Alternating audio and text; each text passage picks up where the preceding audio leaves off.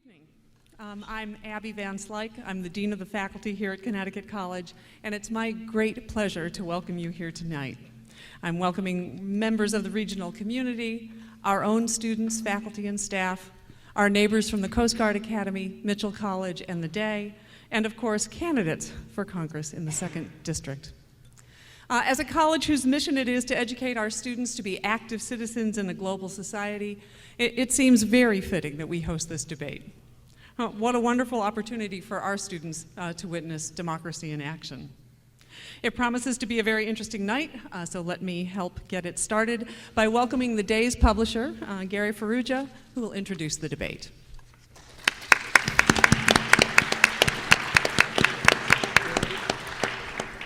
Hello, good evening. Thank you very much for coming tonight. The Day is very proud to be co-hosting this debate this evening, and we want to thank Connecticut College for the use of Palmer Auditorium. It's a great facility, and we have a great partnership with the college. I want to ask you now to please silence your cell phones and a little bit of debate etiquette. I'm sure there's some partisans here, some people who already know who they want and they want to root and cheer on. There will be time to do that just before the debate and just after the debate. But please don't interrupt the candidates. Let them say their piece and state their positions without comment, without catcalls. And politeness is the order of the day. I want to now introduce my colleague, the moderator for tonight, Paul Schwanier. He's the editor of the editorial board of the Day. Paul? Thank you, Gary, and good evening to everybody. I'm also joined up here by Day staff writer Julia Bergman. Julia Bergman's primary beat is reporting on the military and defense industry. She is also covering the 2nd District campaign for the Day. I'd like to also thank the League of Women Voters who are supplying the timekeepers for tonight's debate, and each of the candidates will have a timekeeper in front of them, and they'll warn you when you get within 15 seconds of the time limits we have for this debate. Among the questions we'll be asking tonight are some that have been submitted by students from both Connecticut College and the Coast Guard Academy. As Gary mentioned, applause are welcomed when I introduced our candidates for tonight's debate, and at the end of our debate, but during the debate, I ask that the audience remain quiet and respectful. And with that, I'll introduce the candidates from your left to right. The Democratic incumbent Congressman, Joe Courtney.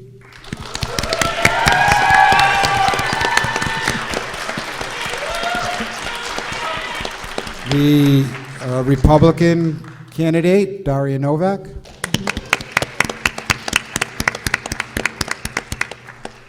Our Green Party candidate, Jonathan Pelto.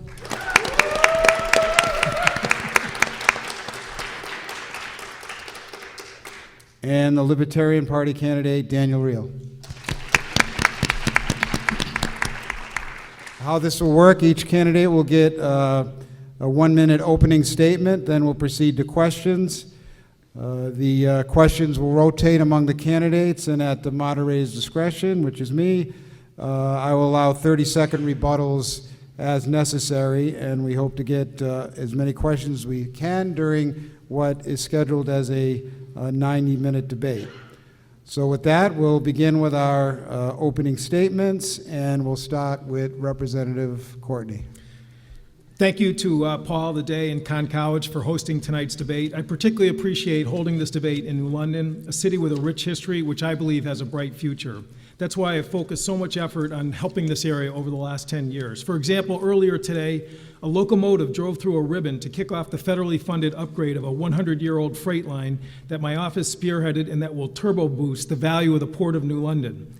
Last year, I worked to get Congress to reverse a law that blocked funding for the Coast Guard Museum injecting new life into this long overdue project. I helped to secure funds to repair the historic post office and bring new equipment to the city's fire department. And most importantly, as ranking member of the Sea Power Subcommittee, I led the way for revival of submarine work that brings almost 4,000 employees to the old Pfizer building every day. This work was recognized by the U.S. Navy League this year when I was awarded the Sea Service Member of the Year, the first Democrat in 6 years to receive that award, on the heels of last year's recipient, Arizona Senator John McCain. I am honored every day to serve the people of Eastern Connecticut, and I look forward to tonight's debate. Thank you, Representative Courtney. And just point out for our candidates, our timekeepers on the first row, and you might keep an eye out. They'll warn you again when there's 15 seconds left. Our second opening statement is from the Republican candidate, Daria Novak. We're heading in the wrong direction, and we've been heading in the wrong direction for a lot of years. You students out there are the first generation that cannot expect to do as well as your parents' generation, and there's a reason for that. Hartford and Washington are imposing all sorts of regulations, high taxation. They're doing the wrong thing to make us more free, more prosperous, to be a good America, a strong America, a leader in this world. The reason I'm running is that we need change. Doing the same thing over and over again doesn't end up with different results. I'm not a career politician. I'm a divorced mom with 2 kids in college, and I've been there with trying to meet the high costs of a college education, to run a small business.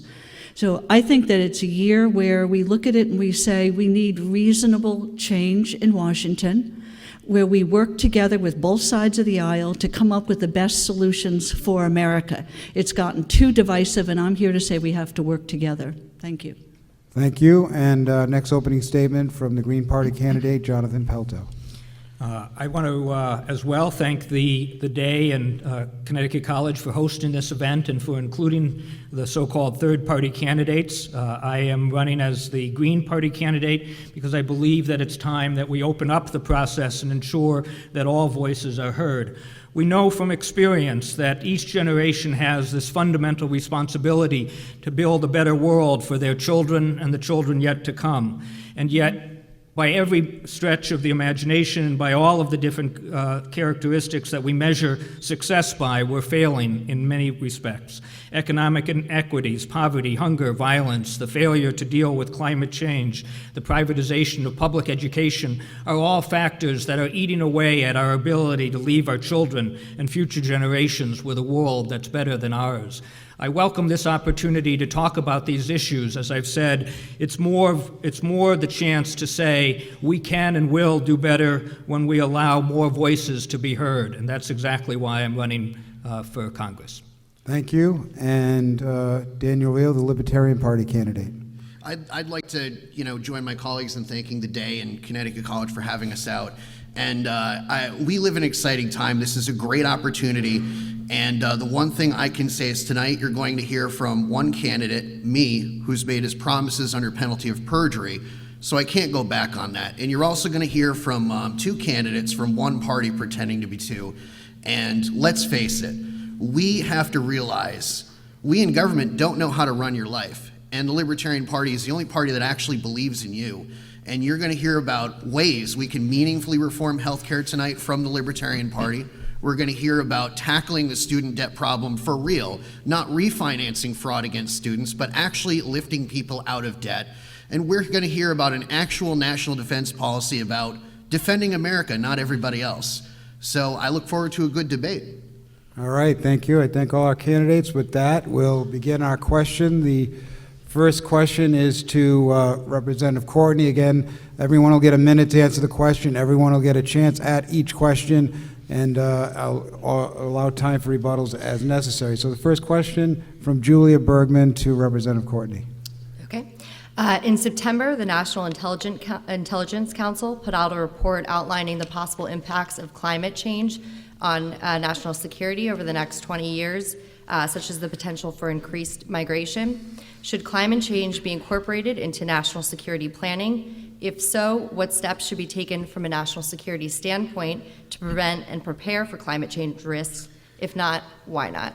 So that report really underscores, the ridiculous climate change deniers that unfortunately are in the majority in the U.S. House of Representatives and have blocked common sense ways that we can reduce man-made carbon emissions that are clearly raising the temperature of our planet and raising the level of seas that the military knows better than anyone is actually affecting their normal operations. The Arctic Circle is shrinking, and that is why the Navy and others are very concerned about the fact that the Russians are building more naval bases up there, and we, again, because we have the Flat Earth Society in Washington are really inhibiting the ability to respond to that. So there obviously needs to be somewhat of a military response, but clearly we need real climate change policies that will reduce carbon emissions. I voted for a bill back in 2008 which passed the House that put a price on carbon emissions. That's how we stopped acid rain, sulfur dioxide emissions back in the 1990s. That and promoting renewable energies are real policies that can have a real impact in terms of stopping this trend. All right, thank you. Next on that question, Daria Novak. If you look at my website, and I hope you guys will be open-minded and actually look at our websites of all the candidates up here, what you're going to see is that I've got it right out there. We need alternate forms of energy out there. We need to spend money on it, but I am not for the government picking the winners and the losers. I do believe the best system is for the free enterprise system to do that. Having said that, Joe and I both agree that the Russians are up above the Arctic Circle. Where we do see problems is that the Russians between Air Force and Navy have 10 bases above the Arctic Circle. As things are changing, they are in really no-go areas where they have double-hulled icebreakers, and they're able to break through some of those areas right now up in the Arctic as there are ice flow changes there. What that means to national security is that we are presented with a situation where the Chinese, as they develop their navy, their submarines are able to cross over through the Arctic in a very shortened pathway that puts them out into the Atlantic Ocean eventually. So this is a grave concern that we need to I'm out of time. Pay attention to. You can finish your thought as long as we're close to the time. Mr. Pelto. Whether it's the issue of military security, national security, or the very essence and future of our world, climate change is perhaps the single most important issue that we need to deal with as a society, as a government, as a state, as local communities, and as individuals. This notion that somehow we can't have an impact is, I believe, absurd. We have tremendous subsidies of the oil and natural gas industries. We've set up a wrong-headed policy of relying on natural gas, and we need to use the government resources, both our subsidies and our tax expenditures, our tax breaks, to promote greater use of solar, electric, hydroelectric, and other forms of alternative energy sources. When it comes to the issue of defense, that defense is both the defense of this nation and the defense of the world, and that will be achieved through multiple strategies to reduce the impact of global warming. Thank you. And Mr. Reale. Well, this is such an exciting topic because we actually have right now off-the-shelf, safe, reliable nuclear technology in the form of thorium salt reactors. The beautiful thing about these reactors is this isn't some weird concept the government needs to run out and fund and spend money and subsidize everything on. It was proven by the 1970s. A ball of thorium about the size of this bottle cap right here would contain enough nuclear energy to supply all of your energy needs for the rest of your earthly life. Now, the reason we don't have that energy and the reason we don't have those plants online is we have the Flat Earth Society, namely Democrats and Republicans in Washington, destroying any possibility of these technologies coming online. So we essentially need to tell the Department of Energy, look, get out of the way if someone wants to build this. It's safe, it's reliable, it's cheaper, and the reactors themselves shut down before anything can seriously go wrong. All right, thank you. By way of rebuttal, Mr. Reale raised the issue of nuclear energy and new nuclear energy technology being part of the solution. I know there's disagreements over whether nuclear should be part of that. Maybe on our 30-second rebuttal follow-ups, if we could hear from the candidates on the position on nuclear power, beginning with Mr. Pelto. The present nuclear facilities are obviously already online, but rather than invest in new ones, there's one new one that's come online, but rather than invest in further new ones, I think it would make a lot more sense for us to invest in alternatives, including solar, wind, hydroelectric, and other geothermal and other forms of alternative sources. And Daria Novak? You know, Jonathan, I agree on that one. We need to look at all the alternative sources because I don't think just one of these sources is the solution for us. But in a combination, it may be wind power out near oceans or solar power in the south of this country.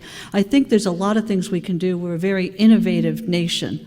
And I think that we need to put the best minds to work on this. It's a long-term solution set.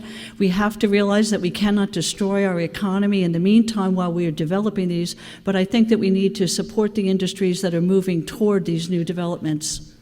And Representative Courtney, should we be looking at expanding nuclear or not? Again, if you look at the portfolio of energy source in Connecticut, it's almost 45% nuclear generated, and it is carbon-free. I agree with Jonathan that the sort of legacy plants that are online right now are going to be part of that portfolio until their lifetime or their lifespan. But in the meantime, because if you look at nuclear, it got lots of government help in terms of insurance protections and tax write-offs and investments, as well as the fossil fuel industry. We've done some tax credits for renewables, but not even close to the magnitude of what promoted those other energies. And we should be much more aggressive in terms of promoting those renewables, which, by the way, are real jobs here in Connecticut. Thank you. And last word, 30-second rebuttal, reaction to what you heard, Mr. Reale, since you raised the issue. Yeah, by the way, the thorium reactors, all you engineering students out there are going to love these things. We have enough thorium to supply safe, reliable nuclear energy for 1,000 years. And if we reprocess the waste, we have a half-life of 1 year. I mean, that's amazing. It's nothing like nuclear we have now. Unfortunately, what the government did is they, back in the 70s, hired all the nuclear scientists out of that industry, and they made them work for the Department of Defense, so it completely capsized the market. All right, let's move to another question, and we'll begin that one with Ms. Novak. We've seen, again, news today of dramatic premium increases and higher deductibles on the exchanges through which citizens can buy their health insurance under the Affordable Care Act. Small businesses are complaining they're being put under strain by the act. So while it has expanded the number of people able to get health insurance, clearly cost issues have arisen. So I was wondering what your position would be about the Affordable Care Act and what you would pursue if elected to provide health insurance to Americans.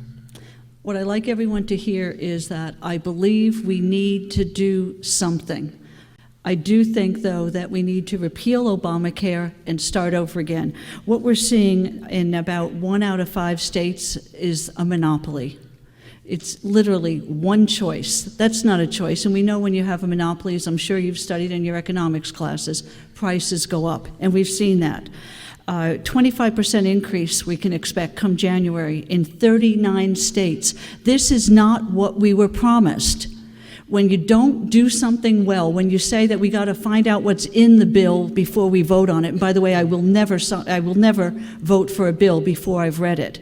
But when you have to wait till you find out what's in it by the vote, it's not going to work. 116% increase for some people in Arizona. We're going in the wrong direction. We do need, across state lines, we need tort reform, we need competition. Competition will drive down prices. Okay. All right, thank you. Mr. Pelto, your comments on the Affordable Care Act and what we need to do going forward. As Bernie Sanders and Dr. Jill Stein, the presidential candidate for the Green Party, has said, the answer is to do Medicare for all. We need to have a complete transformation of how health care is provided in this country. But as an interim step, there needs to be the recognition that this is exactly what the Congressional Budget Office had said would be the price of these, because you don't have a public option in order to create an incentive against the kind of monopoly. The way the Obamacare Obamacare was set up, you had people who needed health care buying this insurance, but those who feel they don't need health insurance aren't. So you have a population that doesn't represent a broad enough subsegment of the society in order to have affordable health care. So the steps that need to be taken immediately is to transform the existing program into ensuring that everybody is buying into some plan, that each state is providing a public option, preferably on a regional basis, and that we're using every mechanism we can to shift towards Medicare for all. For example, veterans who are not getting... I'm going to have to wait that till another... Thank you. Time's up. Mr. Reale. Oh, we've heard all this before, and when Joe Courtney speaks, you've heard that all before too, because the bottom line is healthcare is the only industry where you basically get to go in and hide what the price is until you've provided that service. Now, if, say, homeowners insurance functioned like health insurance and the Affordable Care Act is just more of this, grass seed would be $500 and you'd file a claim every time you reseeded your lawn. Insurance is for catastrophic things, not for everything. So what we've done here and what Obamacare was the insurance industry said these people want out. They know they're being rooked, and the government pretty much came in at the point of a gun and said, you've got to buy our junk policies. Now, the bottom line here is all we need to do, and this wouldn't cost the taxpayers a dime, actually this would be a great start, is we just remove all of the exemptions from antitrust laws for the healthcare industry. You'd see costs drop like a rock, 50% right away across the board. But special interests don't want that, and Democrats and Republicans aren't going to do it. Representative Well, Courtney. as someone who voted to repeal the antitrust exemption in the House and actually passed the House in 2010, I think Dan should do his homework better before throwing around accusations like that. The key that you said in your opening comment, Paul, was that these are rate increases in the exchange, and that is happening. But people in the exchange also are eligible for subsidies, so 3/4 of the people that are covered under it are not going to feel the full brunt of those increases. However, we do need to go back into those exchanges and make changes. A public option is a good way to create more competition within the exchanges. Again, in the House, we passed a public option in the first version of the bill in 2009. It got stripped in the Senate and in the final version, but we should go back to that proposal, which would create more competition. And I would support bringing Medicare down to age 55, which came within a vote of passing in 2010, so that there would be more options for people who are in the individual market. But I have a letter here from Willimantic Waste, which talked about their premiums as a business here in the district, about 280 employees. In 2014 to 15, their rates went down 2%, 2015 to 2016 down 1%, and in next year's rates are 0%. So the notion that this is happening throughout the market, in fact, there's much more variation and complexity. Time on that one, Congressman. Can I? Yeah, 30 seconds. You know what, Joe said that people are getting subsidies. You know what subsidies are? That means that we, the taxpayers, are subsidizing someone else. So what happens is you pay more so that someone else can pay less. 75% of us apparently are paying more, Joe. That's not what we were promised when this first started. It's, you know what, we've got to, we need change. We need to do something, but this didn't work out. You voted for a bill that you didn't read before you voted for it. I mean, that we know that from, we had a speed reader there who was looking at the bill and reading it, and it can't be done. Give Representative Courtney a chance to respond to that, and then we'll hear from other I'm on one of the committees that marked the bill up. It was a 26-hour marathon session. We went through every page of that bill. And anyone who knows me, I was voted most conscientious in the legislature when I was by Connecticut Magazine. That's not how I operate. I do not vote before I read a bill. Mr. Reale, looks like you want to say something. And we do have a lot of high deductible plans now, which people are seeing what they're actually paying. So I don't know that it's quite as invisible as you made it seem. Yeah, and I would go a little further than the antitrust exemption stuff. And by the way, I've promised to do this under penalty of perjury. So when I get elected, I'm going to put the legislation forward. That's a guarantee. So one thing we also need to do with Medicare is we need to say, hey, name your price. Name your price up front. We're not telling you what it needs or it needs to be. We're saying it can't change depending on how it's paid. You do that, that's going to drop costs too right away. And Mr. Pelto, maybe if you could take the opportunity, the political impediments to Medicare for all. I mean, we had a heck of a time passing this Affordable Care Act. So is there really a political path? The political path is that we can't afford the path that we're on, that there are all kinds of cross subsidies. To repeal Obamacare and to leave all of these people who need care with no option but to go to the hospital would end up costing taxpayers significantly more. We know the pressure that's already putting on hospitals to keep the insurance companies profitable. We know that hospitals are being forced to combine services at the detriment of local hospitals. The fact is there are no simple answers, but Obamacare was a first step that now needs to be modified on our way to something that's more fair. All right, thank you. We'll go to our next question now, and it's from Julia Bergman to Mr. Pelto. In response to the ongoing opioid epidemic in Connecticut, more and more police and fire departments are carrying the opiate-reversing drug Narcan. The point has been raised that addicts get Narcan for free when the anti-allergy drug EpiPen, for example, is so expensive. What's your opinion on the use of Narcan, and is it a bandage instead of a solution? It's part of a solution that deals with the kind of services that people need who are sick, and that's exactly what we're seeing in this society. With the kind of economy that we have, the loss of opportunities for the middle class, for the working families, it's not surprising that people are turning to substance abuse as a mechanism to deal with that. We need to deal with that in a variety of different ways, using a variety of different tools.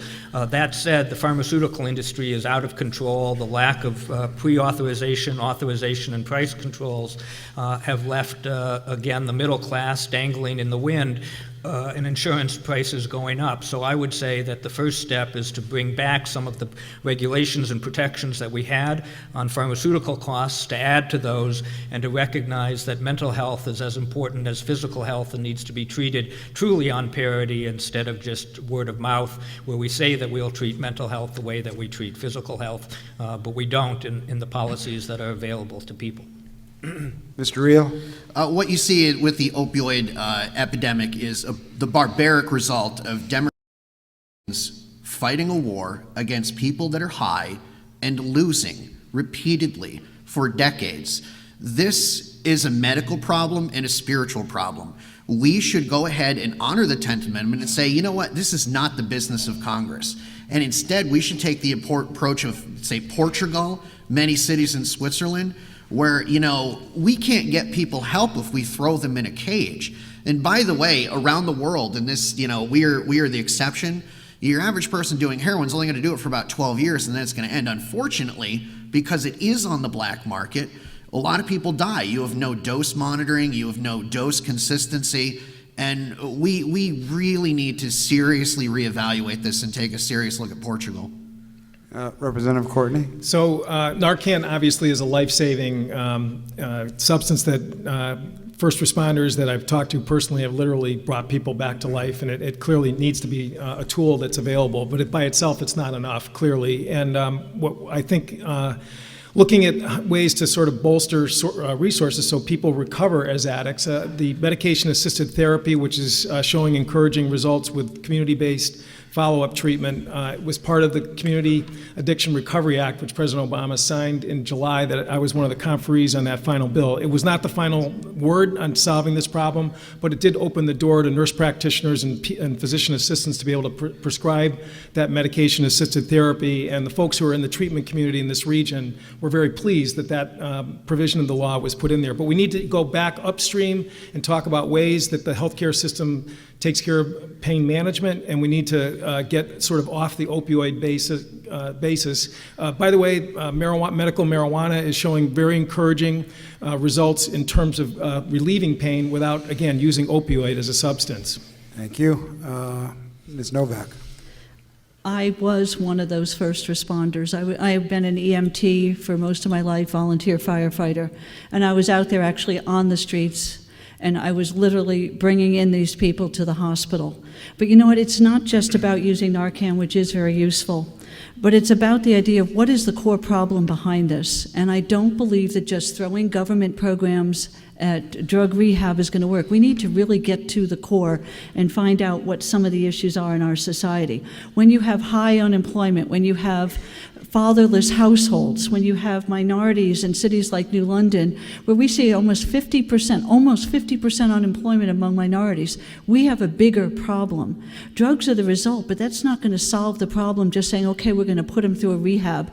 We need to go back and solve our society's problems. We need people that are going to have good jobs so that they have something to lose, so that they have a family or a job to lose if they go on drugs. Right now, what do these people have? It's just not right what we're doing.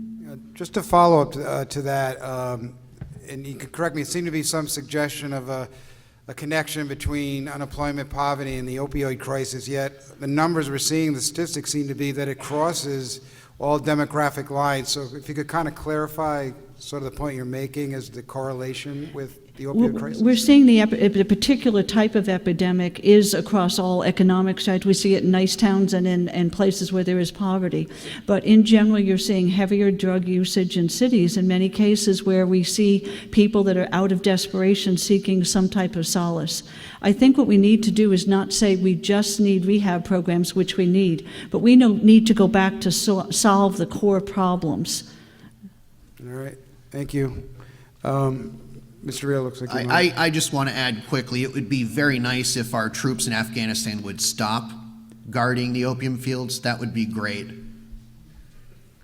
You're in Congress, Representative Courtney. Could you care to comment on our soldiers guarding the opium fields? Again, I've been to Afghanistan 4 times actually, and I don't see them patrolling opium fields when I was over there. All right, let's go to the next question. It's to you, Mr. Reale. Your chance to take the question. I'm going to have to read this. I don't have it memorized.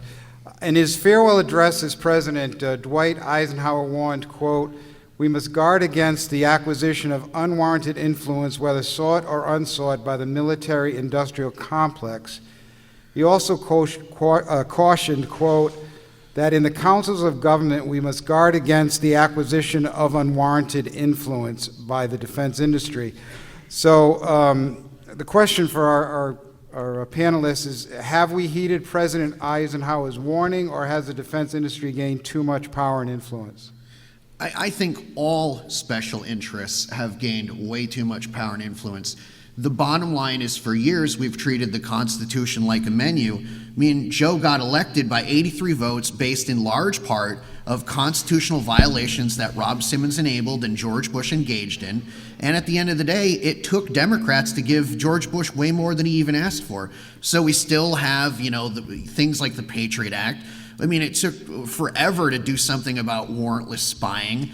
I mean, the concept that, the Constitution is suddenly optional, we should really do away with that. And if the bottom line is, the Constitution is a restriction on what the federal government can't do. And if you can't do it, don't do it. And that's the only way to address the problem. But if we don't address the problem, we're going to go beyond $20 trillion in debt, and it's going to be a lot worse very quickly. Representative Courtney, the defense contractors are among your biggest contributors. Is the defense industry getting undue power over our political process? So I actually agree with Dan a little bit in terms of his comment that part of the problem with Washington, and I see it every single day, is the fact that we have a system of financing campaigns which, again, distorts, I think, doesn't go to the extreme that I think Dan says, but it definitely distorts the electoral process. And it is time for the people of this country to take it back. There is legislation that my good friend John Sarbanes from Maryland, Government by the People Act, which has about 145 co-sponsors, which would decouple elections, congressional elections, from large contributions and super PACs, et cetera.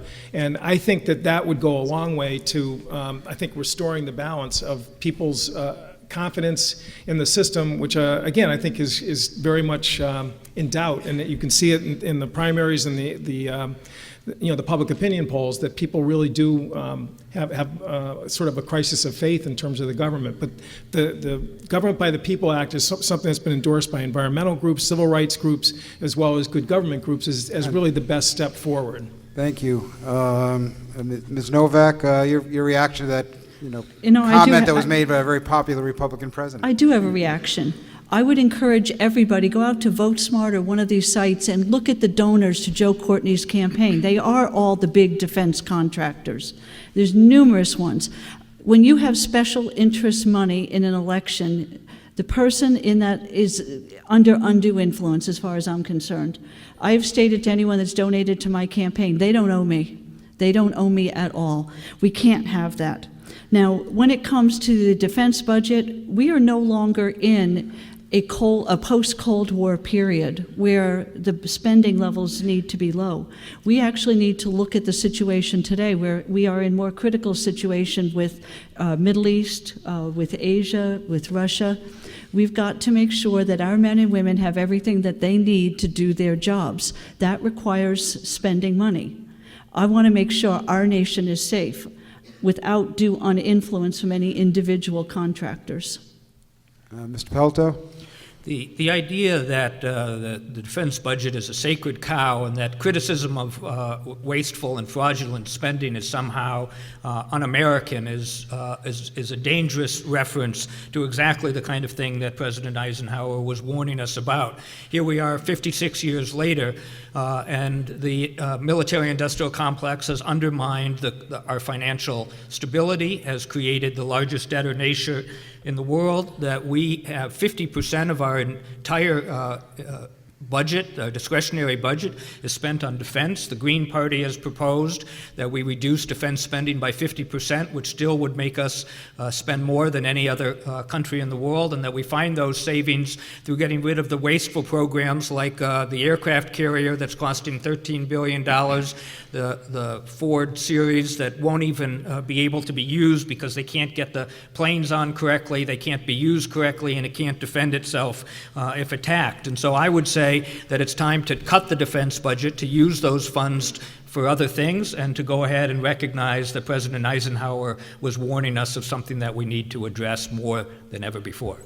Let's hear Representative Courtney first, and we'll go to Mr. Reale, because the issue was raised by Ms. Novak about the campaign donations you receive and the influence that might curtail. So again, we live in a district that is the second in the country in terms of shipbuilding. According to the American Shipbuilding Association, we have a submarine base that is celebrating its 100th anniversary. We have, again, a lot of people who are actively engaged in that part of our country's economy, and that's who I represent, and I am very proud to represent them, and a lot of them support me and support the work that I do. On the Armed Services Committee, we have made reductions in different programs, and I've been part of coalitions that have tried to do more in terms of restricting some of the platforms that come through our committee. I've actually voted with Ranking Member Smith against President Obama on the nuclear-tipped medium-range missiles, which is a bad program, and that we should not go down that path. I'm going to have to close it there. Mr. Reale, you wanted to say something? Yeah, it's gotten so absurd that just recently the Chicago Tribune came out with an article covering the fact that CIA trained and funded and armed people in Syria were shooting at Pentagon trained, armed, and funded people. Now, we also have a situation, I never thought I'd see the day where John McCain would complain on the Senate floor that we were bombing Al-Qaeda. I was beside myself when that happened a few years ago. So we've got a problem here, and I think the 2nd District needs a steward who's actually going to use impeachment. All right, thank you. Next question is to you, Mr. Courtney. Connecticut and this region have been leaders in accepting refugees displaced by the Syrian civil war. Yet last year you voted for the American Security Against Foreign Enemies Act, which would have required more thorough investigations of potential refugees. It did not become law. In the absence of that law, do you think our current review process is inadequate and our security at risk? So again, I applaud every group and family that's been putting Connecticut, I think, at the head of the country in terms of welcoming refugees from Syria. My office has been directly involved in those efforts. We have assisted families in the district, Syrian families, going through the vetting process, getting settled into the community. The Old Lyme Congregational Church, Norwich Church, Council of Churches. We helped the families up in Enfield area and the Quiet Corner, and I'm proud of that work. The bill that you talked about was the SAFE Act, basically required that the agencies that vet had to certify their work, which is really, in my opinion, a ministerial act. It was not a pause, it was not a cap, and it certainly was not any kind of religious test. If you look at what the Homeland Security and state have been doing since that vote in September, they have actually tightened the screen. They are doing social media background checks, more biometric tests, more documentation, and about 20% of the applicants through the UN refugee camps have been denied entry into the U.S. But even with that, we have surpassed President Obama's goal of 10,000. We have hit 13,000 as a nation. So you can have a robust refugee program, and you can also have a safe system to guarantee that our country is safe. Thank you. Ms. Novak, do you feel we have adequate screening? You know, as a former State Department official and an expert in the area of terrorism, I am deeply concerned. The fact that the State Department has openly admitted that they are not able to do the checks. And the first part of what a government should be doing for the American people is to secure our nation state. And I've got a whole list here. There are no questions on loyalty to Sharia law. There are no questions about the beliefs on honor killings, as that relates to women, and I'm very much into women's rights. There are no questions on the desire to adhere to U.S. law.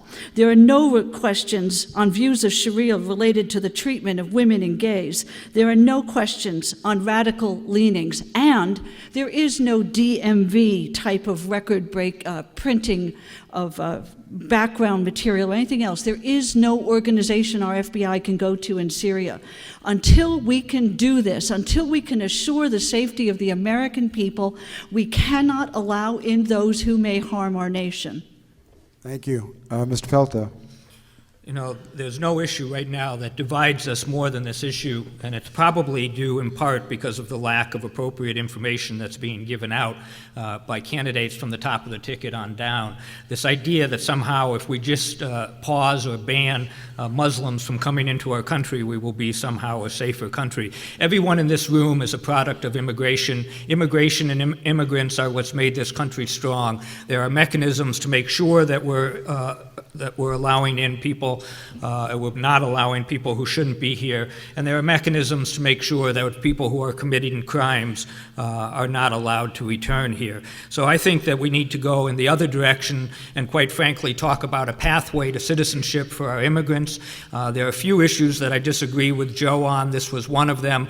I thought his vote was a symbolic vote. I understand why he took it, but I thought it was exactly the wrong message to send out to the United States of America that any individual group should be stopped from coming into this country. The fact is, we have laws in place to protect us. Those laws need to be funded and implemented. Thank you. Mr. Reale. I'm going to take the unusual position of agreeing with both with Ms. Novak and Mr. Pelto, but I will add this.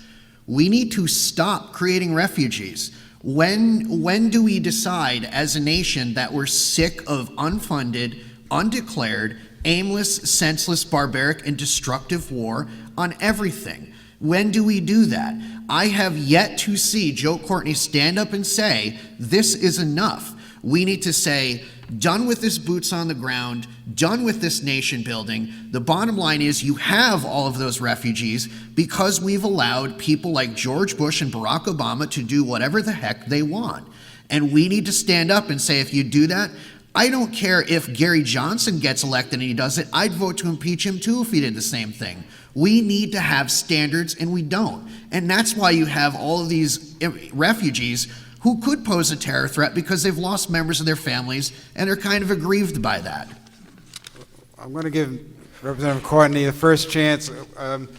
I know we had 30 seconds, but I think all three candidates had something to say. So I'm going to double and give him a minute to have a chance to respond to the criticisms we've heard. So I could actually show Dan some instances where I did speak both in committee and on the floor about the fact that it is wrong that we have not, as a Congress, taken up an authorization of use of force for what's going on in Syria and Iraq. And I think, the president, to his credit, offered language regarding his efforts against ISIL, and the Republican leadership flatly refused to even debate something that is really our constitutional duty. And I do think that, that whatever authorization took place in 2002 is out of date. Nobody at that time contemplated something like ISIL, and it's our job to do it the right way. And what I would just say, to Jonathan is, the mother and 2 small boys that my office helped get into this country that have come to visit me a number of times,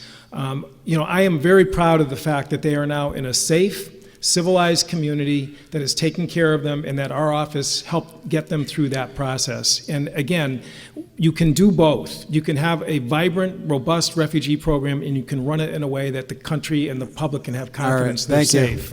Ms. Novak, 30 seconds? I'm going to make this one real short. I lock my doors at night in my home because I love those who are in my home, not because I hate those who are outside. I want to choose who I invite in. I want to be the one to decide if the people outside my home are safe.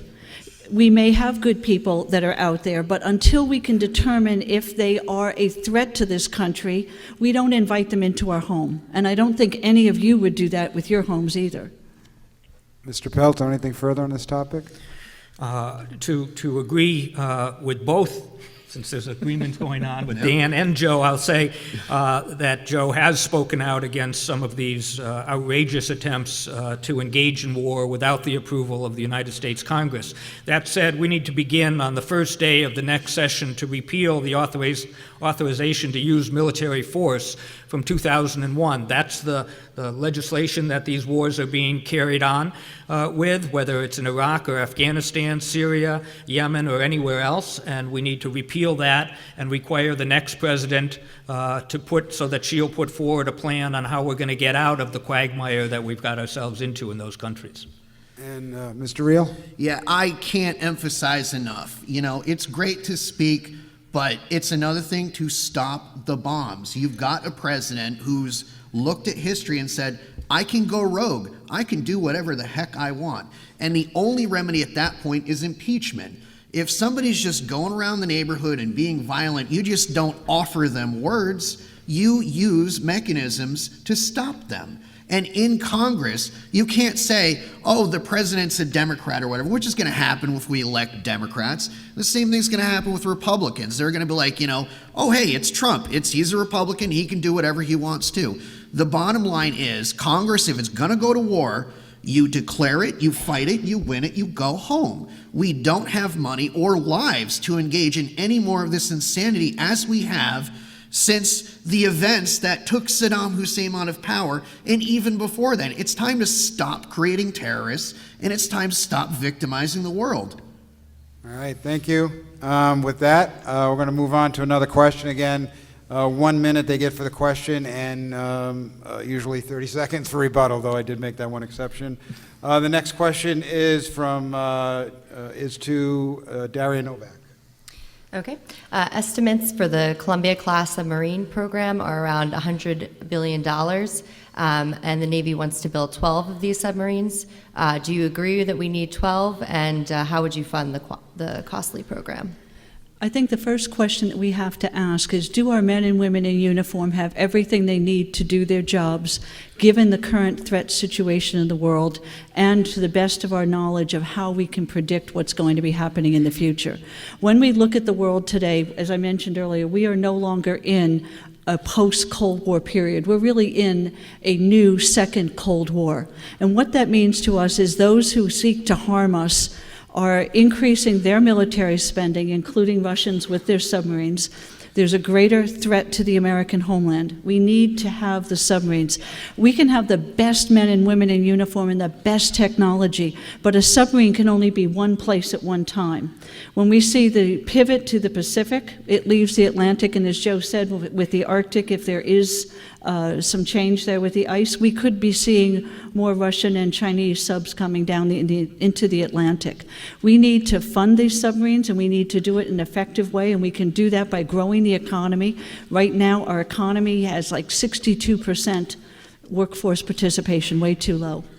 Thank you. And just to clarify for our audience, what we're talking about is whether we should be building a successor to the Trident missile, ballistic missile launching submarine, and if so, how do we pay for it? Mr. Pelto. This is where we get the problem associated with the important jobs that Joe and others have worked to protect and don't have alternatives. I got my start in politics working as an aide to Congressman Chris Dodd when he was the congressman from this congressional district in the late 70s. And Chris Dodd would go around talking about the importance of submarines, but he'd also talk about defense conversion. If those defense conversion activities had taken place, we now would be able to be building things like rail cars here in southeastern Connecticut instead of submarines. I don't believe that the submarines are necessary for our safety. I recognize, though, that there are thousands of important jobs, and it's not too late to begin the kind of defense conversion that would allow us to be building products for society as opposed to weapons of war. To have a 15 or 20 or 25% set aside on all defense contracts requiring that defense contractors use those funds. The state of Connecticut is buying new train cars. The choices that had been made is a Japanese company, a German company, and a French company. That just doesn't make sense for where the United States is, and we can build those train cars if we convert our defense industries. Thank you. Mr. Reale. I believe in defending the actual United States, unlike my opponents. So I would suggest that that begins with bringing the troops home for real, not for just pretend, not for, hey, I'm Democrat, vote for me in another 2 years and I'll think about contemplating this again. And you would get the savings to implement, these votes, which I believe we're going to need, because unfortunately, with bipartisan policy, we've hit quite the hornet's nest. So we have to be a little prepared if anything changes based on that. But the other areas I would get the savings, you can see it on danrealeforcongress.com, meaningful healthcare savings without spending a single taxpayer dime. And one thing I do put forward is I would also deal with the student debt fraud and the mortgage fraud, which in turn would free up a lot of money, and that would actually create economic growth, because unlike what Daria is saying, we can't just grow by cutting taxes. We need to remove the junk debt. So that pretty much solves it.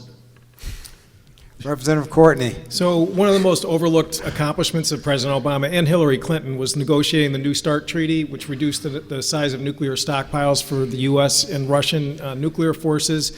After that was completed, the Navy and the military, the Pentagon, did a review in terms of what platforms would be part of the our system for ballistic defense.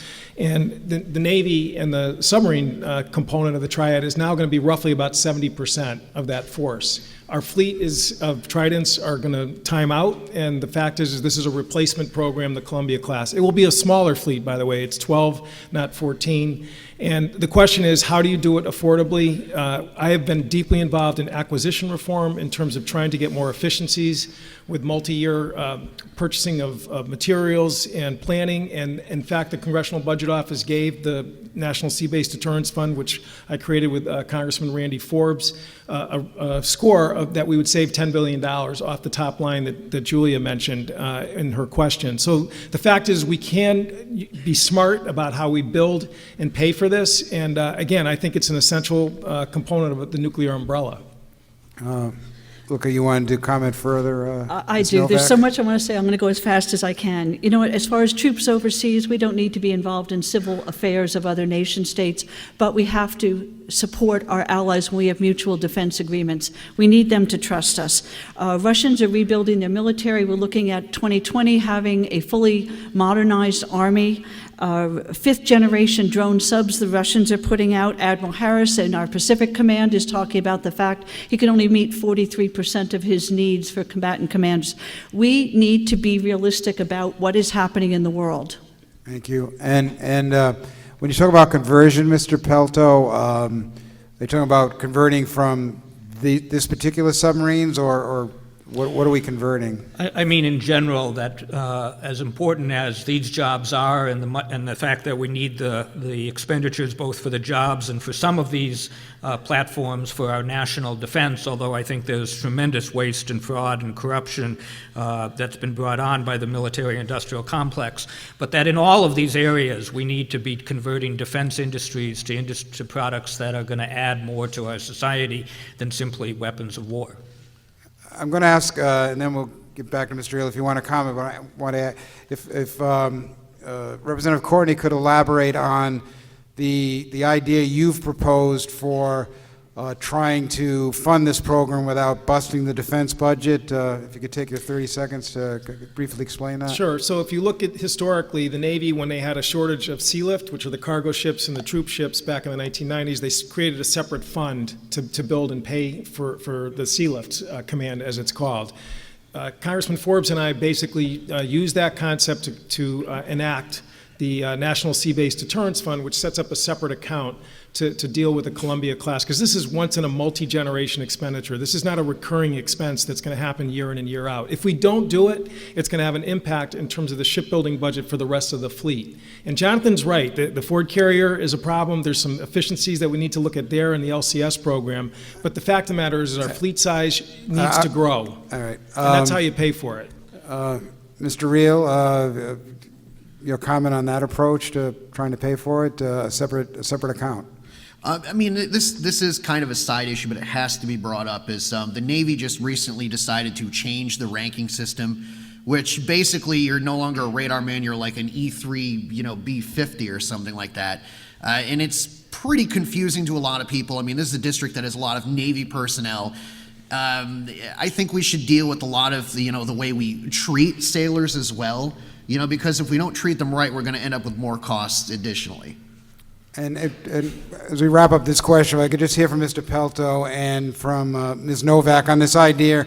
It's such an important defense program of setting up this separate account to make it possible. Whether you agree with that approach or not, if we could hear from those two candidates, beginning with Mr. Pelto. I would disagree with. I understand that that's what the congressman is pushing for as a way to get funding, but with 50% of our discretionary budget already spent on defense, I think we have to come to grips within that defense budget of what are the priorities, and if in fact this platform is the priority, then it needs to take the place of other items. And Ms. Novak. I would just say, if you look at what's happening around the world, let's just look at the South China Sea and what China's doing, the number of submarines China is building today. We have to look at the reality. 70% of the world's oceanic commercial traffic goes through the Straits of Malacca and the South China Sea. China will be able to control it, the air, the sea. We have to be realistic, the world that we're living in today. Being strong, having advanced systems is what has kept us safe, peace through strength, and have helped us to avoid war. So I would support the subs all the way. So that sounds like it's a yes? That you would support that approach if you were elected instead of Mr. Courtney? The approach that he described of setting up the separate account? I just want to clarify. For me. Yes. If we needed to. And I'm not trying to get out of it. I really want to relook totally. It'll be too long to discuss the whole defense budget. Very good. The next question is to Mr. Pelto. What should Congress and the President do concerning the millions of immigrants now living in the country who came here outside of the legal process? And what steps should be taken to reduce the number of people who continue to come to the United States illegally or who extend their stay here illegally? So, in other words, what is your position on immigration policy and reform?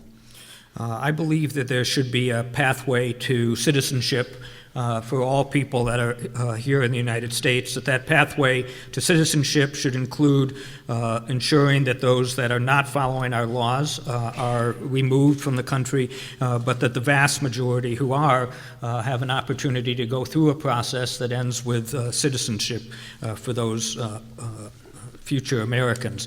In the meantime, I would strongly oppose the continuing privatization of the detention and deportation process as it applies to immigrants, that if the government is going to detain people that are not citizens and deport them, then that should be done as a public service and not through a private company. Mr. Reale? Well, in a free world without centrally planned economies, it's not called immigration, it's called moving. Unfortunately, we do have a centrally planned economy in a welfare state. I am not against anyone who wants to come here and work and contribute and better themselves. That's awesome. We should be very excited about that. The problem I have, though, is, hey, you're here, you didn't go through the citizenship process, but you want public benefits, you want this, you want that. I would say if you say, you know what, no public benefits, no subsidies, nothing of any kind if you come here illegally, you know what, that would really start to solve a lot of the problem. Representative Courtney? Yeah, I think Dan's characterization, to be honest with you, is kind of insulting. I mean, if you go around eastern Connecticut, you will see undocumented folks who are milking the cows, picking the crops, turning the beds back, working in restaurants, caring for the elderly. I mean, the fact is that the vast number of folks who come to this country want to work and build a life. And what we should do is go back to the bipartisan bill that passed the Senate 3 years ago that created a pathway to citizenship, boosted border security, and targeted or prioritized the folks who should be deported, who have gone through the whole deportation process, supported by the AFL-CIO, the U.S. Chamber of Commerce, faith-based groups, including the U.S. Conference of Bishops, as well as the American Farm Bureau. You don't get a coalition like that around many bills in Washington, but the fact is we need to fix this system, and there's like a bill that we could vote on within hours if we had a Congress that would function normally. Paul Ryan and John Boehner refused to bring that bill up, even though it got almost 70 votes in the Senate, and would have gotten this problem behind us once and for all. And it was such a lost opportunity. Ms. Novak? You know, I'm not into blaming people or parties. I think that all of Washington's the problem. We've had career politicians and incestuous relationships down there for way too long. We've seen the same thing in Hartford with 30 years of one-party rule. We need to look out for Americans first. And what that means is we are a nation of laws, and we follow our laws. If we don't like our laws, we change them. We need immigration reform.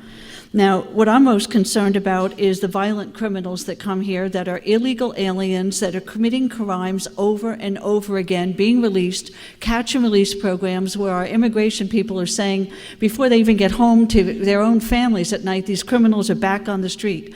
I think we've seen that locally with Stacey Chadwick when she's killed. We know about Stengel out west.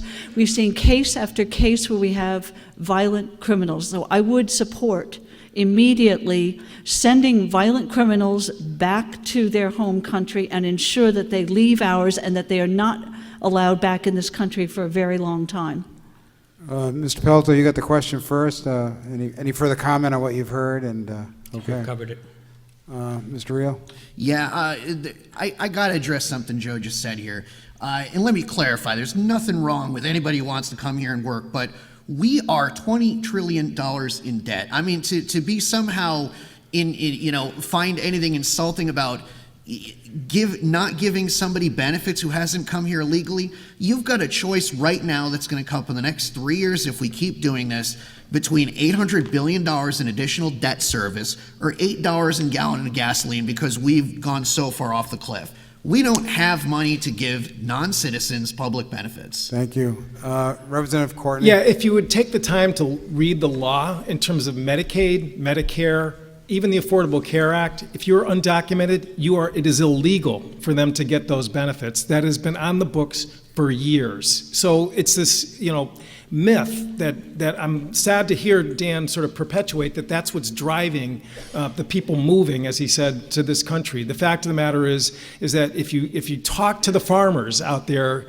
in eastern Connecticut, they will tell you that some of their best employees are folks who are coming here just to basically escape poverty and also improve their lives. And that's what we need to create a pathway for, to promote that and incentivize that, which is what we are as a nation. That's how we refresh and strengthen ourselves, by being inclusive and welcoming, like my great-great-grandfather who came over from Ireland in the potato famine. I'm also going to get a chance, not surprisingly, the incumbent is hearing some questions raised. I want to give him also a chance to rebut 30 seconds to what the point that was raised by your Republican opponent.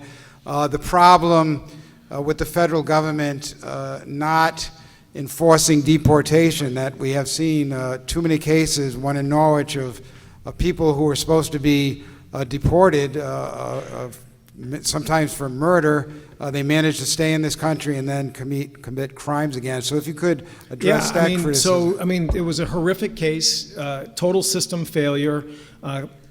Casey's mom came down to Washington, and I helped her with her testimony when she told her story, which You could have heard a pin drop in the room from folks on both sides of the aisle. And we've introduced legislation to force the Department of Homeland Security to prioritize these cases, particularly involving violent individuals who've gone all the way through the deportation process, to make sure that they and the State Department work together to execute these orders that judges have imposed that they need to leave. And that should be absolutely done, as Daria said, right off the bat. And frankly, we could do that and move on to larger comprehensive immigration reform. Thank you. The next question is to Dan Reale from Julia Bergman. Okay, this debate's obviously happening on a college campus, so switching to the issue of student debt. According to the White House, about 40 million Americans hold student loans with an average student debt of more than $23,000. Can you outline your student loan repayment plan and how you would pay for it? Well, the first thing I want to address is a lot of these debts were fraudulently created in the first place because the colleges essentially said, come to us, get a degree, you'll make all sorts of money. Students who are 17, 18 relied on that representation, and they did it to their detriment. And now a lot of them essentially have what may as well be a Bachelor of Arts in basket weaving. At that level, why would we want to repay a fraudulently created debt? And believe it or not, that's a lot more than just, a small portion of the degrees. The bottom line is we have a system that pushes everyone to college no matter what. And most of the new jobs we have, only 20% of them actually require a degree. There's nothing wrong with not going to college. I mean, electricians make good money. Masons make good money. Carpenters make good money. So, I mean, before we get to that, and we also have to address the fact that colleges don't control their costs because we're just going to guarantee whatever they charge. So we have to stop doing that as well. Representative Courtney. So there's two levels to this problem. Number one, there's an immediate issue of the incredibly ridiculous high interest rates that that 40 million is paying in legacy debt that we could refinance down if Congress acted. And there's a Bank on Students student loan bill that myself and Senator Elizabeth Warren have proposed that would, reduce that interest rate exposure that people have to probably about a 3% rate, which is what 10-year Treasury notes are being sold on. But we also need more comprehensive higher ed reform. I agree, actually, with Dan that we've got to give kids better understanding of what their choices are when they're going into the higher education time of life. And we've got Chris Soto out here who's doing a great job here in the community, particularly with First in the Family students, about trying to inform them better about the choices, and not just about getting into college, but also staying in college and getting the degree. Because the worst place to be is with a lot of debt and no degree, or a bad degree. And that is going to require a Democratic Congress to get a higher education authorization bill done, which is now about 3 or 4 years overdue. I'm on the committee where they have refused to bring this issue up. Thank you, Congressman. Ms. Novak. Again, I'm not out to blame people. What I want to do is see a resolution of the issues that we have, and that takes Republicans and Democrats working together. I'm tired of the divisiveness. What we're facing today is, over the next decade, an increase of $39 billion to taxpayers for these student loans. So while it may sound great to say that we can forgive all of these loans or reduce costs on these loans or some portion of them, there is a cost to other people, and I think that we've forgotten that part of the equation.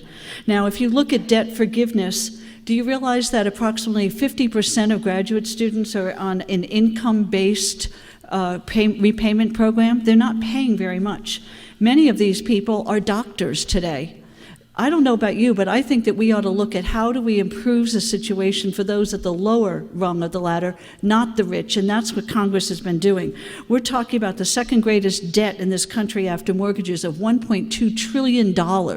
We have got a serious situation here that we have to resolve.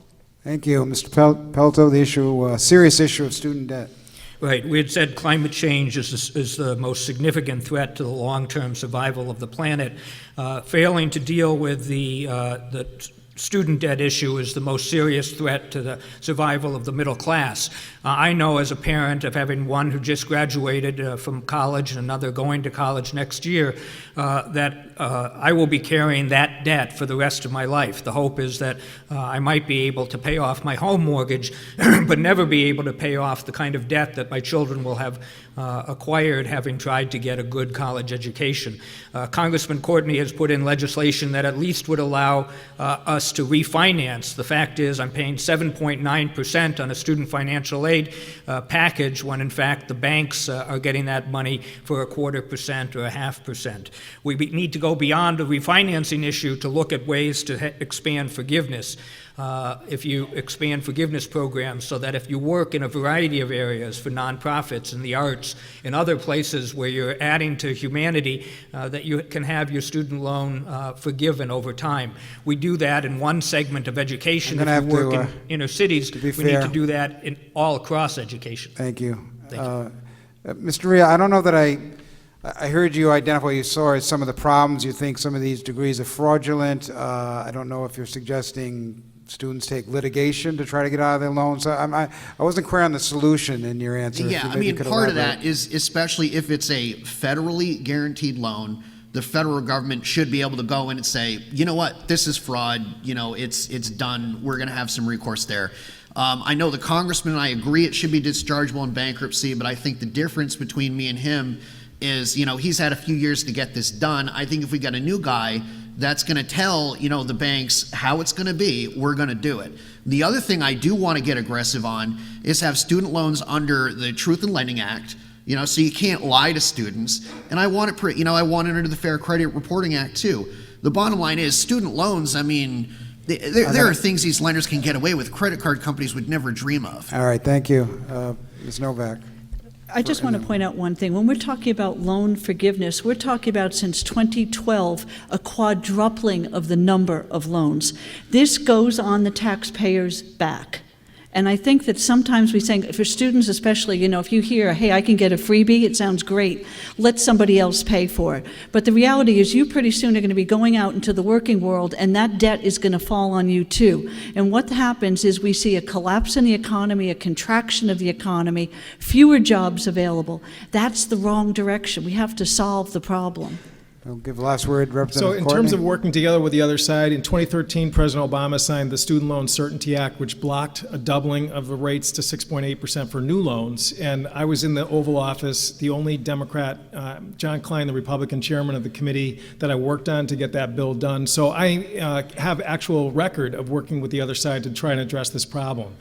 Refinancing is not the same as debt forgiveness, okay? They still owe the principal balance, and they still have to pay some interest with the loan, with the Warren-Courtney bill, which I mentioned earlier. But it's ridiculous for people like Jonathan to be paying 8% interest to the government when the government's turning around and selling notes for 2%, 10-year notes. All right. And that's the which everybody, I really think, in the middle class understands that in this low interest rate environment, people should be able to get the benefit of low rates. Thank you, Congressman. The next question is from Julia Bergman. It's to Representative Courtney. Continuing on this issue, research shows that black college graduates are more likely to take on student debt than white college graduates. And according to a recent report from the Brookings Institute, that disparity in debt more than triples in the years following graduation, obviously a time when it's important to save and lay the groundwork for retirement. What would you do to close this gap? So again, the Higher Education Authorization Act is a 5-year sort of farm bill for higher ed, which we have not taken up and passed since 2008. And again, what I would say is that we need to go upstream in terms of when kids are making their decision at the time they're going to college initially, so that you don't have outcomes like the ones that you just described. Again, you know, getting better materials and information in terms of transparency about what the true net cost of college is, what the value of the degree is in terms of workforce. These are issues that young people and certainly first in the family and minority families don't have enough information, and that's where you end up, as I said, with these bad outcomes. We need to do a comprehensive higher ed reauthorization that deals with not just debt management, but also putting pressure on colleges to do better in terms of their tuitions. And you have a big handle with Title IV programs like Pell Grants and Stafford to hold over colleges. But we also need to help young people understand better what their choices are. And it may not involve college, as Dan said. Ms. Novak? Two things. I think we have to recognize that college isn't for everybody. And what I mean is that we've been telling our students, and as a former professor at Eastern Connecticut State University here, I've seen it. We've been telling everybody, you must go to college, you must get a liberal arts degree. The reality is we have some students that want to work with their hands or have technical degrees. We need more programs to enable students to do what they want to do, to go into those different areas. I've worked with first-generation students, and they're often at a loss as to what we need to do. Much more guidance needed there.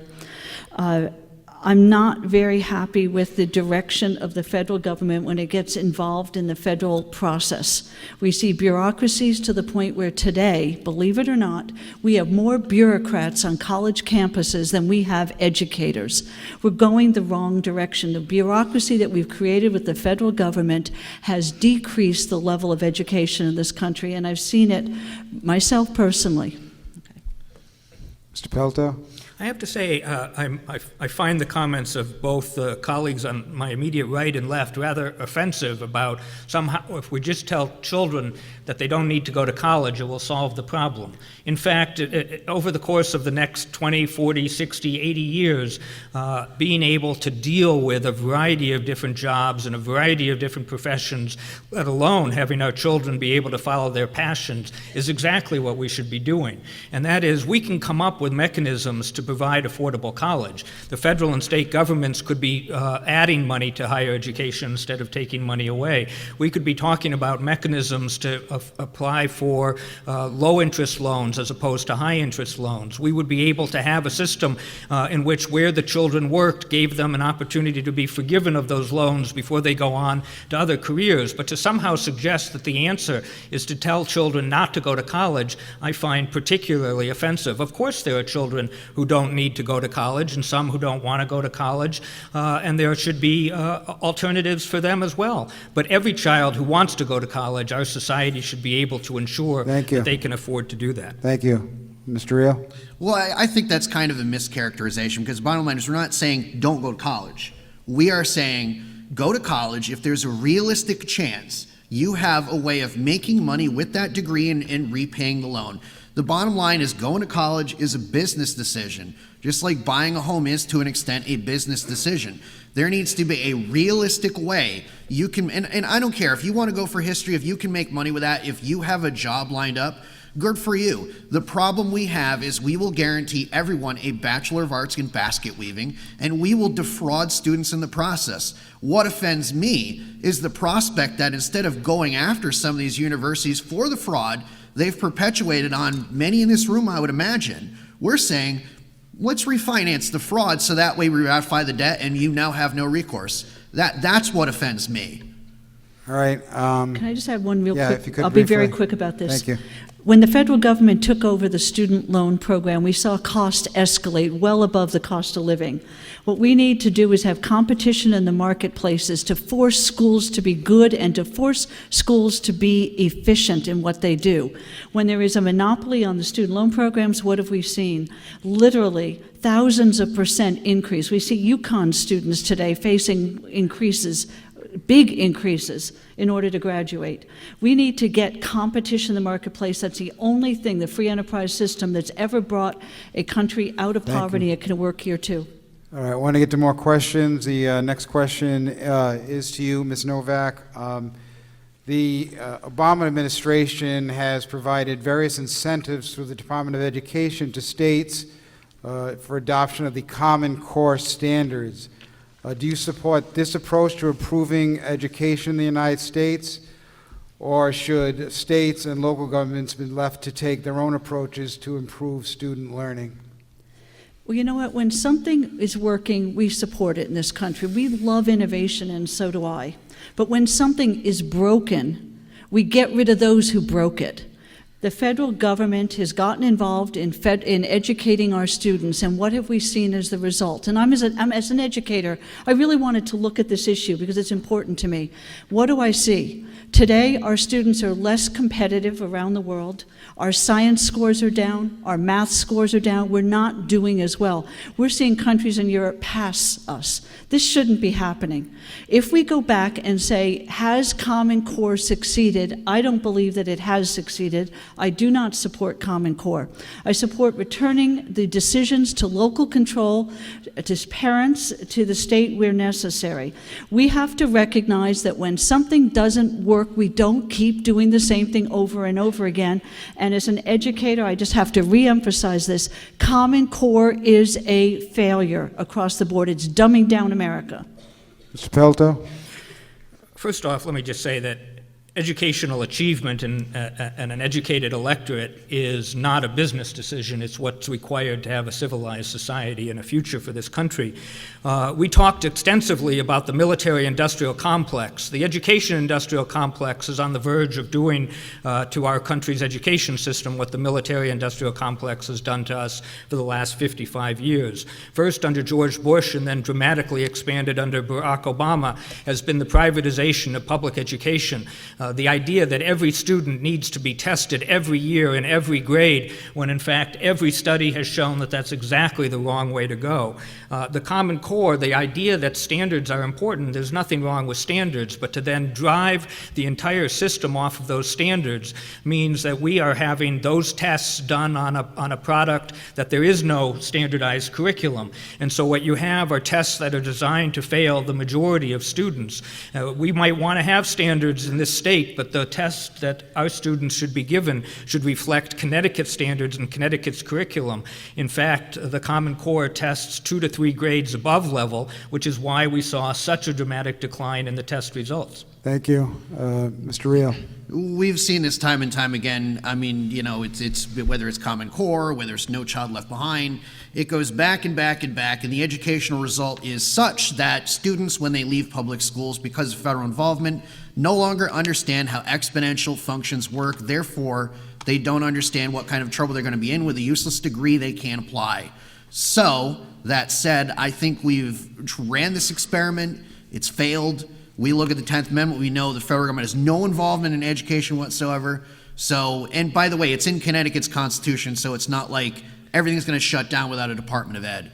So let's just leave it to Connecticut. They do a lot better anyway. Representative Courtney. So again, just a couple sort of baseline facts, which is that Common Core was developed by governors. Okay, it was the No Child Left Behind Act was passed in 2001 when George Bush was president. Common Core was developed years later. Jody Reale actually was the person who signed off on it for the state of Connecticut. It is true that Secretary Duncan was a big proponent of Common Core, and when we hit that waiver period because states were failing under the No Child Left Behind Act, he was tying the waivers to adoption of Common Core. We just voted and passed the Every Student Succeeds Act, which explicitly states that the federal government cannot coerce states into adopting Common Core. It is in black and white. I know Daria doesn't like it when I say that, but it was a Republican amendment actually to the bill, and it passed on a large bipartisan majority, and I support that. The annual testing, I would say to Jonathan, I was disappointed that that was in the bill. I actually supported an amendment for grade span testing, which would have lightened the load on kids over a span of years rather than doing it every single year. It didn't make it in. But what is different is that the accountability system is not going to be dictated from Washington. I'm going to have up to the states to leave that to your rebuttal. Well, there's a lot that was said here that I needed to kind of clarify. We'll get back to you for sure, so kind of keep that thought. It looked like Ms. Novak wanted to... I'll make this real quick. What I have to say is SATs and ACTs have been redesigned along the lines of Common Core. Anyone who has a person in high school today knows that their kid needs to do well if they have to take that test. So what are they going to do? Of course they're going to move toward Common Core. It's failed in Georgia to the point where Georgia graduates of high school are not admitted to the University of Georgia if they went through the standard Common Core math program. Kids come out 2 years behind non-Common Core students in mathematics in this country. That makes us less competitive. Mr. Pelto? And in fact, the legislation, if it was just the legislation, we probably wouldn't be having some of these discussions. But the regulations that Secretary King is trying to rush before the new president comes online, in fact, continues many of these same problems. The fact that you have mandatory testing, those tests are designed to be Common Core compliant, so the states are kind of roped into having to then shift to the Common Core. I mean, we could spend the entire debate talking about this issue, and it's really about the privatization privatization of public education is the greatest threat. But one quick example, the Common Core requires that 70% of English language arts be nonfiction and only 30% fiction. The idea that we should be removing fiction from our high schools is not only an insult to the schools and the children and the parents and the teachers, but the importance of fiction in the development of our society. I'll give you extra time to finish that thought. Mr. Reale. This is really easy. Congress doesn't trust you with the education of your children, or they don't trust the state of Connecticut. I conversely do.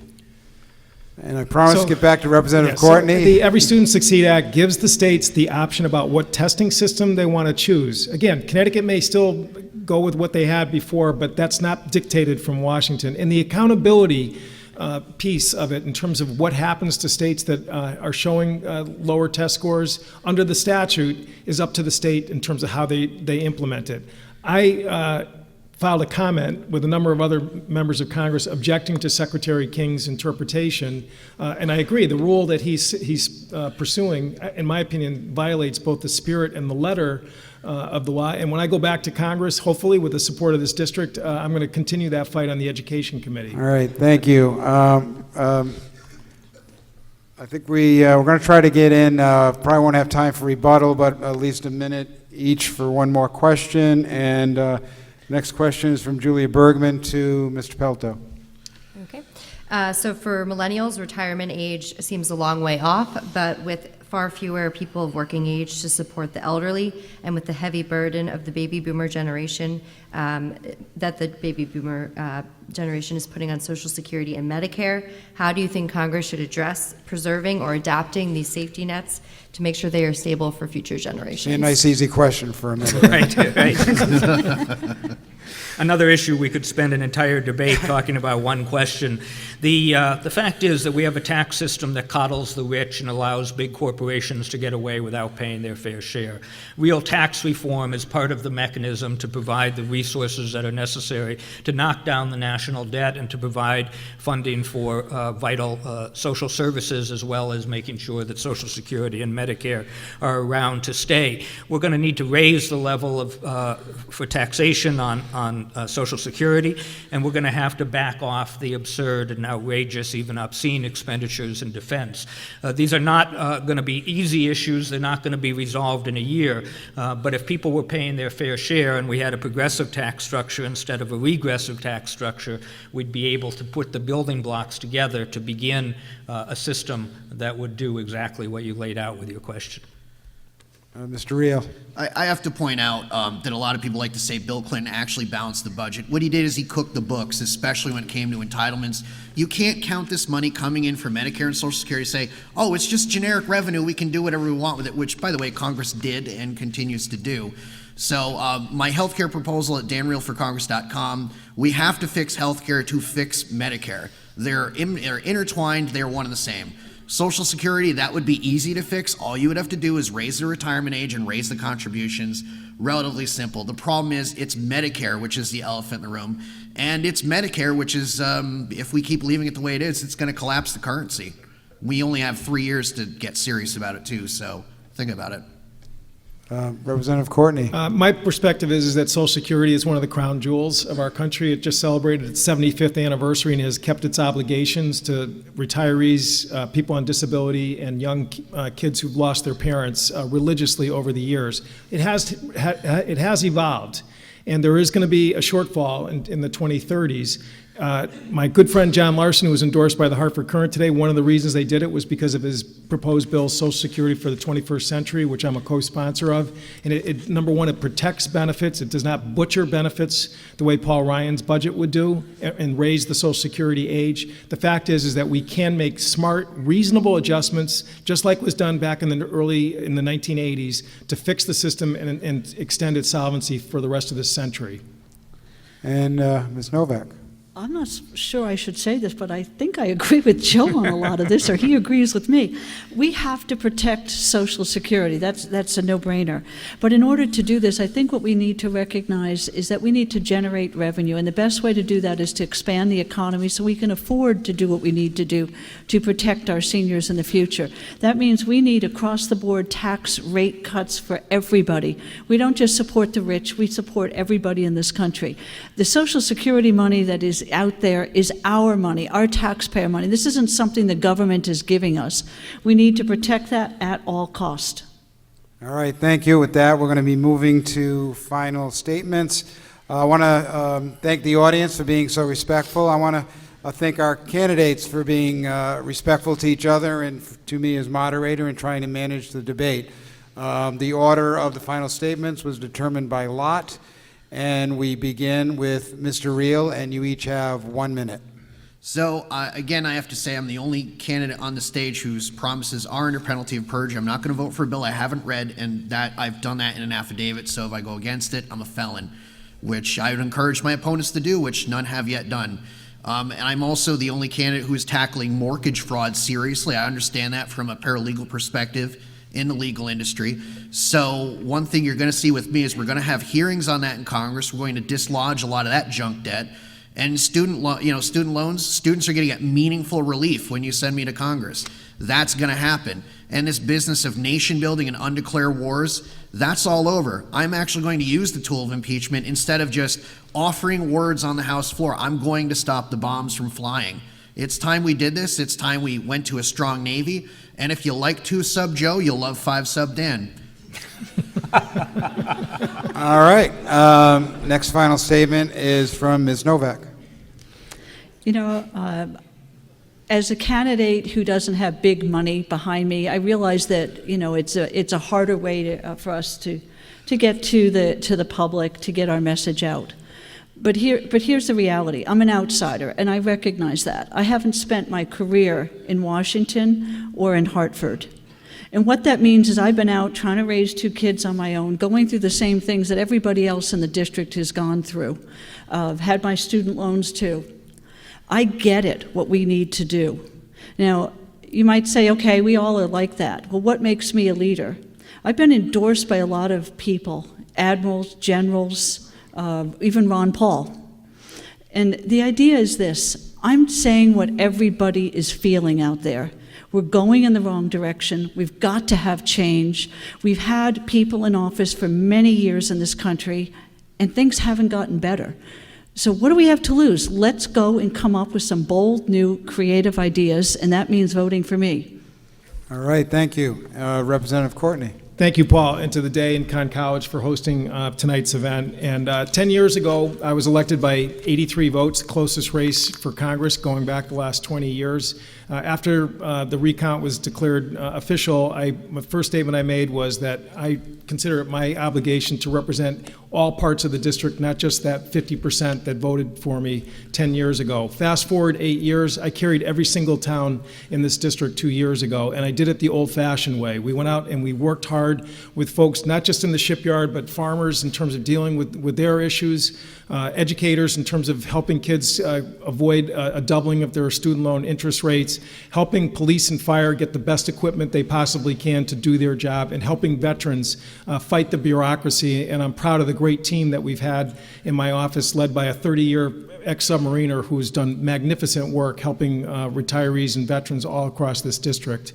I am, again, ready to take on this challenge again for the next 2 years. And again, I want to thank the people of this district for their faith in me and sending me to Congress. And I'm going to continue with that pledge that I made 10 years ago to represent every aspect and every corner of this district. And I ask for your vote. Thank you. Thank you, Representative Courtney. Jonathan Pelto. There's no question that we're on the wrong path. The question is, what is the path that we want to be on? And with the problems in polarization in Washington and in Hartford, the answer has to be to change the political dynamic and political framework. I'm running as a Green Party candidate. I was a Democrat my whole life, registered as a Democrat on my 18th birthday, but the Democratic Party as a nation, across the nation, has moved away from its roots. The fact is that if every member of Congress was even a third or a half or a quarter as good as Joe Courtney has been, we wouldn't see the kinds of problems that we've seen. And I've known Joe for 35, closing in on 40 years. I'm not running to run against Joe, as I've said. I'm running to ask people to be part of a building process to bring third parties to this country. That's the answer in the long term of how do we create the dynamics where the two-party system doesn't become the incumbency party of inaction. And so this election is very important at the federal level, at the state level, at the legislative level. The question is, what path are we going to take forward? And I believe the time has come that we start building for the long term, and so therefore I ask you for your vote for the Green Party and for my candidacy, and I thank you for sitting through this tonight. Thank you, Mr. Pelto. That concludes our debate.